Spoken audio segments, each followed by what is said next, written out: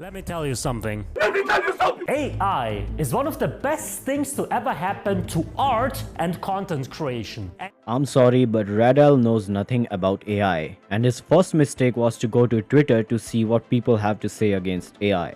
So in this video, I'm going to talk about why AI, while it can be good for art and content creation, it can also be bad and could be potentially be a bigger problem than we think. So without any further ado, let's begin. Starting with the dumbest argument. Because there's one thing that I always see these anti-AI people mention, which is the environment. AI is bad for the environment. Your use of AI is killing the planet. Killing the environment. ChatGPT uses this much water for a 100-word email. An absurd amount of water. Now first of all, I've watched the full video from start to finish. And pretty much the only point where I agree with Radel is the whole environment shebang. As to be honest, there are far worse things that are causing environmental damage than AI. If anything, AI doesn't actually impact the environment at large at all. The whole point of the AI using 4 liters of water for image generation is kind of bullshit. And anyone who knows even the most basic knowledge of how PC cooling or the server grade cooling of PC hardware works knows that this is completely incorrect. PC cooling doesn't just evaporate water for the cooling of the PC components, and it's the same thing for the server grade PCs as well. So yeah, it's kind of bullshit to say that AI, image generation and prompt generation is damaging the environment because it's somehow using a ton of water. It does use water for cooling, but that water doesn't get evaporated immediately. It's recycled and reused within the cooler of the computer itself. Hey, you're artists! Support small businesses! No disrespect, but why would I give a fuck? Why would I give a person money for a product if AI can do it much cheaper, much faster, and sometimes even better than the artist himself? Now his second point is in the realm of commissioning real artists is expensive, and some individuals cannot afford to pay for expensive logos, etc. for practical reasons, and that is understandable, and they are better off using AI for the same as it's much faster, cheaper, and sometimes even stronger. And to be honest, that is a solid point. But this is where it falls apart. First of all, he gave us an example of Twitch logo/icon maker and how expensive they are, and that is true, but that is also his mistake because he's looking at the worst examples of artists who overcharge for bullshit icons and art like these. Twitch icon artists and even avatar artists overcharge a lot and make very mediocre art. And to be honest, for that kind of purpose, the use of AI is kind of justified. The whole point of hiring real artists isn't aimed at individuals per se who can't do so because of practical reasons, but at bigger corporations and companies who are now switching from paying real artists to using AI simply because it's cheap, not even if it's better. The best example was when we saw Microsoft using AI generation to make a banner for hiring artists. Microsoft is using AI slop to hire graphics designers. You cannot make this shit up. Weeks after laying off real Xbox developers and artists, they drop a job ad. And the image? Well, it's AI-generated puke that looks like Halo fan art cooked in a microwave. It's got the soul of a corporate PowerPoint and all of the style of a bootleg Mountain Dew label. Look at the back of the monitor, the freaking monitor. What monitor shows the display on the back side? Like, first of all, artists who work on these companies are exceptionally talented, and till now, at least till now, AI cannot compare to their level of artistic value. But even then, big companies are willing to reduce the quality of art, even if it means removing exceptionally skilled artists, because that is going to be cheaper. And that is the problem. The problem isn't with individuals using AI to generate images, because that could be for practical reasons.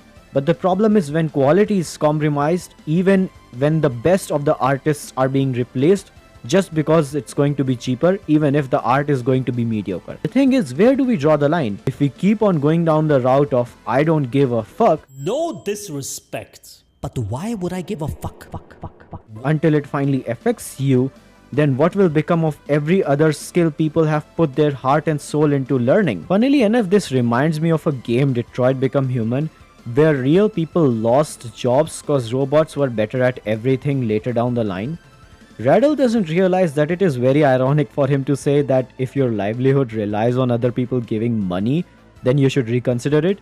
because next in the line would be content creators. I mean, look at the skills like music production, concept art, and 3D modeling. Skills that require time to learn, and now AI has already started to do those jobs faster. And even if it's not doing it better, it still threatens the livelihood of those who have put their heart and soul into learning these skills. And so we have to really ask the question, where do we draw the line? The commissioning artists, real artists point isn't about individuals having to do so, but more about big companies who are now going to just become greedy and will replace you. And mark my words, they will replace you the day they can do so if it costs them less money. Oh god, and now let's get to my favorite topic. AI is theft. Generative AI operates off of stolen work. A lot of people are saying that using AI is inherently bad because for AI to work, it needs to be trained on already existing content. And usually it's happening without the artist's consent, right? Now my issue is, isn't that what art is anyways? Now his third talking point, which was kind of a solid point, was that AI isn't theft because it is inspired by real people's art, and that is what art is anyways. And he is kind of true about it. Even I look at it as, the whole shebang where Studio Ghibli art style was being copied by everyone to, enhance their selfies. I never thought of it as theft of the Studio Ghibli art style. I thought of it as more of an appreciation of that Studio Ghibli art style. And that is actually good.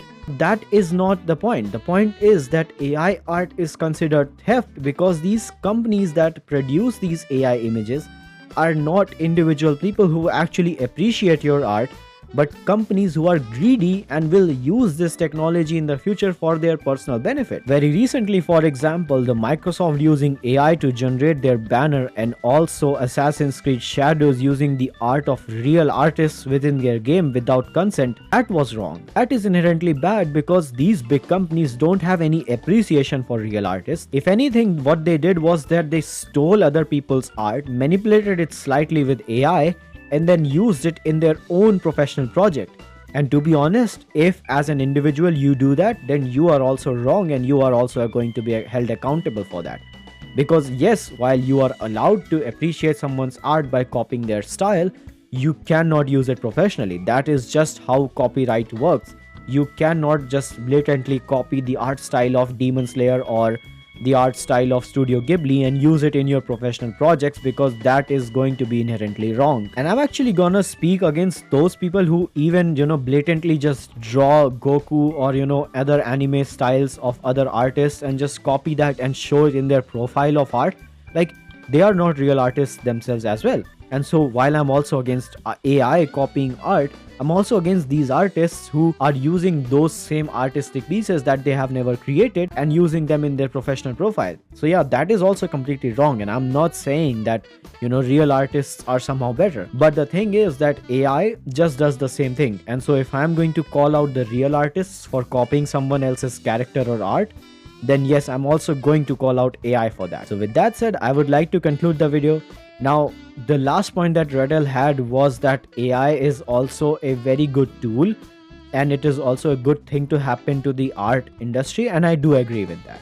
If AI used as a tool can streamline your process of creativity, then that's totally fine. In fact, I have been using AI to learn Unreal Engine. Like recently, I've started using AI to ask any question if I have to troubleshoot anything within Unreal Engine, because it makes it much more easier.